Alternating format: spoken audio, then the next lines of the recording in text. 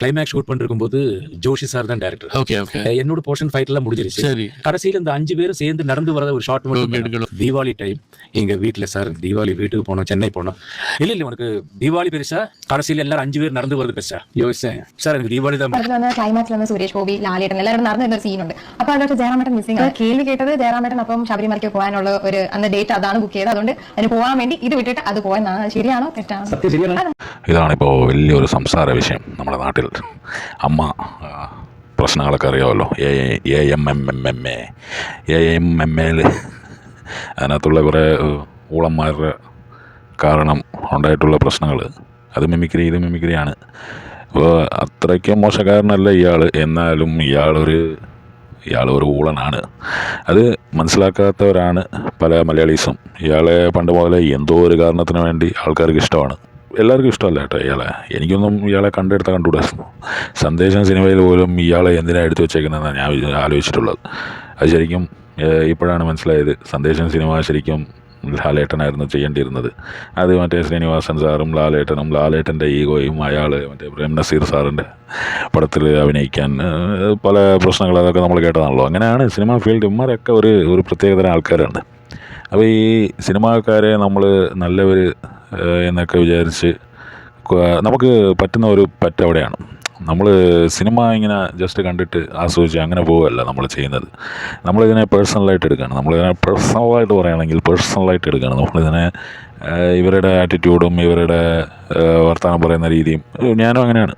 എനിക്കും അങ്ങനെ ഒരുപാട് ആൾക്കാരെ താല്പര്യം, ഒരുപാട് ആൾക്കാരെ ഇഷ്ടക്കേടും ഒക്കെ ഉണ്ടായിട്ടുണ്ട്. ഇപ്പോഴും ചില ആൾക്കാരെ ഒന്നും എനിക്ക് കണ്ണെടുത്താൽ കണ്ടുകൂടാ. അങ്ങനെയാണ്. ഇപ്പോൾ ഞാൻ ഇങ്ങനെ കണ്ണെടുത്താൽ എന്ന് ചില ആൾക്കാരെ കുറിച്ച് വിചാരിക്കുന്നതുകൊണ്ട് അവർക്ക് എന്തെങ്കിലും ദോഷമുണ്ടോ എന്ന് ചോദിച്ചാൽ അതൊന്നും ഇല്ല. പക്ഷേ എൻ്റെ ഒരു ഇതിങ്ങനെയാണ്. ഇതേപോലെയാണ് ഒരുപാടല്ല, ഒരു 90% നമ്മുടെ മലയാളീസ് ഇങ്ങനെയാണ്. ഇയാളെന്ന് പറഞ്ഞാൽ ഇയാൾ ഒരു ഓപ്പർച്യൂണിസ്റ്റാണ്. ഇയാളുടെ ഒരു ഏറ്റവും വലിയ അഡ്വാൻറ്റേജ് എന്ന് പറഞ്ഞാൽ കാല് നക്കാനും കുതികാല് കെട്ടാനും എന്ന് പറയുന്ന പോലെ കാല് നക്കാൻ ഇതുപോലെ ഒരു മിടുക്കൻ. അങ്ങനെയാണ് ഇയാൾക്ക് പത്മരാജൻ സാറിൻ്റെ സിനിമയിൽ ആണ് ഇയാൾ ഇൻട്രൊഡ്യൂസ് ആവുന്നത്. അപ്പോഴേ ഞാൻ ഇങ്ങനെ ആ സിനിമയിൽ കണ്ടപ്പോൾ ഒരു മരിഞ്ഞ് മറ്റേ ഒരു ആ റോളിന് ആപ്റ്റ് അല്ലാത്ത ഒരാൾ ആ റോളിൽ പിടിച്ച് കയറ്റിയ പോലെ. പിന്നെ അത് പത്മരാജൻ സാറാണ്. പിന്നെ പുള്ളി എന്ന് പറഞ്ഞാൽ ഒരു പട്ടിയെ കൊണ്ട് അഭിനയിപ്പിച്ചാലും അത് അങ്ങ് വിജയിപ്പിച്ച് കളയും. അതാണല്ലോ.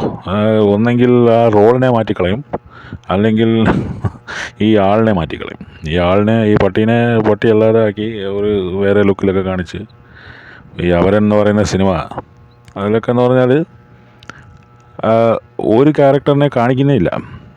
2 ജയറാമാണല്ലോ അതിനകത്ത്. അതാണ് അപരൻ. ആ സിനിമ ഒരുപാട് പുതിയ പിള്ളേരൊന്നും കണ്ടു കാണത്തില്ല. പഴയ ആൾക്കാരൊക്കെ കണ്ടിട്ടുണ്ടാവും. പഴയ ആൾക്കാർ കണ്ടവരിൽ ആ പടം ഇഷ്ടപ്പെടാതെ വരാൻ വഴിയില്ല. സാധാരണ ഒരു കഥയാണ്, ഒരു സാധാരണ രീതിയിൽ ചുമ്മാ ഒരു 10 ക്യാരക്ടർ, ഇത്രയേ ഉള്ളൂ സിനിമ.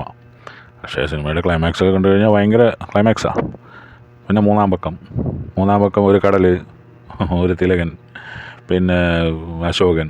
ഈ അശോകനെ ഇൻട്രൊഡ്യൂസ് ചെയ്തത് ഈ പത്മരാജൻ സാറാന്ന് തോന്നുന്നു. അത് പത്മരാജൻ സാറിൻ്റെ ഒരു വീക്ക്നെസ്സാണ്. പെട്ടെന്ന് പോയിട്ട് സാറേ എന്നും പറഞ്ഞ് കാല് പിടിച്ച് ഈ മിമിക്രി ടാലൻറ്റും അത് ഇതൊക്കെ കാണിച്ച് അങ്ങനെ കാല് പിടിച്ച് നിൽക്കുന്നവനെയൊക്കെ പിടിച്ചങ്ങ് ഹീറോ ആക്കി കളയും പുള്ളി. അങ്ങനെയാണ് സിനിമയുടെ അധപതനം അവിടെ നിന്നൊക്കെയാണ് തുടങ്ങിയത്. ഈ സംവിധായകന്മാരുടെ തോന്നിയാസങ്ങൾ എന്ന് ഞാൻ പറയും. ഇപ്പോൾ കുറേ ആൾക്കാർ നീ ആരാടാ മൈരേ, നീ ഏതാടാ അവനെ എന്നും പറഞ്ഞുകൊണ്ട് വരും. ഞാൻ എൻ്റെ അഭിപ്രായം മൈരന്മാരെ പറയുന്നത് എന്നാണ് എനിക്ക് പറയാനുള്ളത്. എന്തെങ്കിലും ആവട്ടെ, ഈ പത്മരാജൻ സാർ ഇൻട്രൊഡ്യൂസ് ചെയ്ത ഈ ജയറാം പിന്നീട് എന്ത് ചെയ്തതെന്ന് വെച്ചാൽ പയ്യെ ശ്രീനിവാസൻ്റെ കൂടെ കൂടി.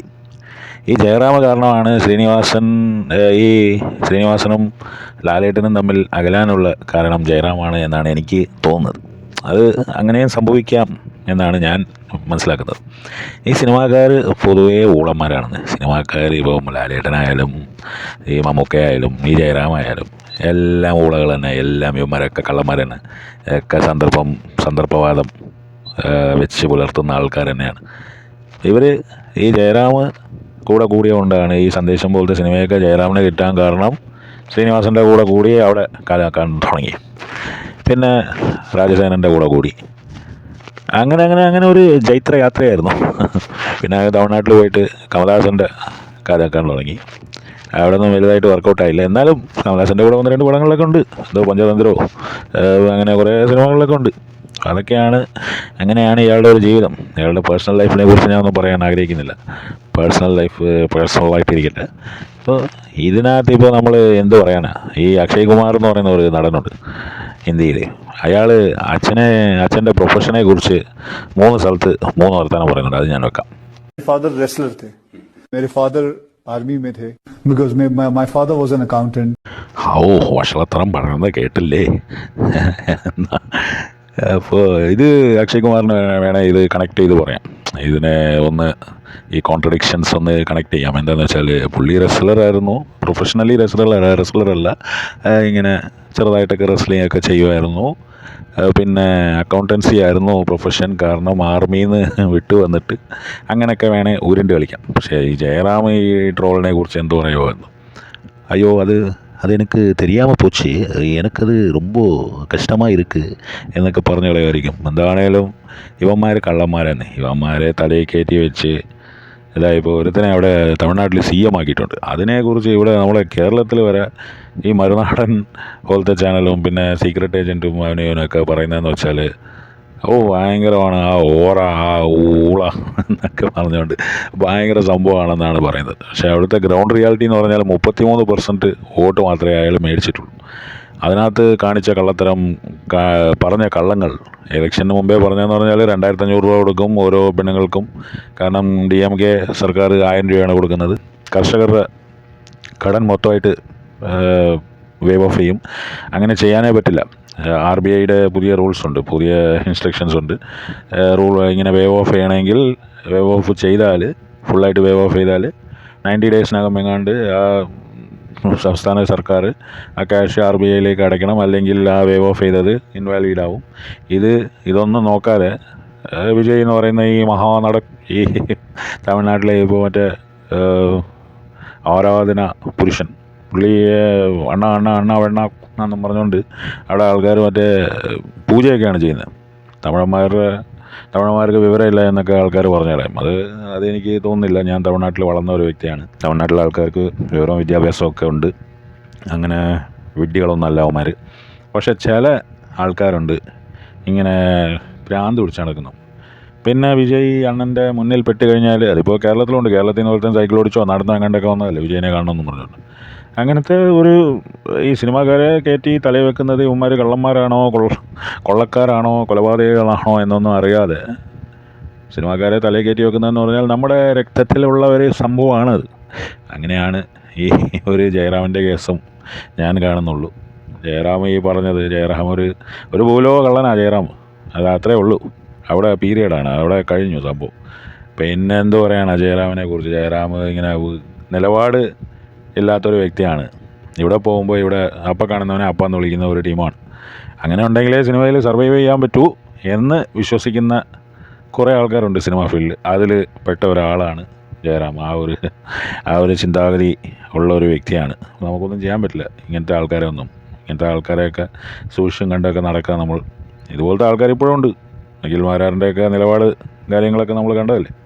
അഖിൽ മാരാർ ഒരു വേസ്റ്റാണ്. എന്നാലും അവനൊക്കെ സിനിമയിൽ എന്തോ ആയിത്തീരണമെന്നും പറഞ്ഞുകൊണ്ട് ഇങ്ങനെ സിനിമ എന്നും പറഞ്ഞുകൊണ്ട് അതിൻ്റെ പുറകെ നടക്കുക. ഇനി അങ്ങാനും ഒരു കഥയും ഒരു നല്ല ഡയറക്ടറും കിട്ടിക്കഴിഞ്ഞാൽ അവൻ സ്റ്റാറാവും. അപ്പോൾ എന്തായിത്തീരും? കുറേ ആൾക്കാർ അവൻ്റെ പുറകിനും ആരാധകരായിട്ട് കൂടും. അപ്പോൾ നമ്മൾ ഇങ്ങനെ നോക്കി വയ്ക്കും. അത് തന്നെയാണ് ഇപ്പോൾ തമിഴ്നാട്ടിൽ സംഭവിച്ചത്. കൊച്ചു പിള്ളേരാണ് എന്ന് വിചാരിച്ചിരുന്നത് അവന്മാർ കയറി ഇപ്പോൾ അസംബ്ലിയിൽ ഇരിപ്പുണ്ട്. ഇരുന്ന് അവിടെ തൂറി മഴകിക്കൊണ്ടിരിക്കുകയാണ്. അവിടെ ഇനി എന്തൊക്കെ സംഭവിക്കുമെന്നുള്ളത് കാലം തെളിയിക്കും. അതാണേലും കൊള്ളാം.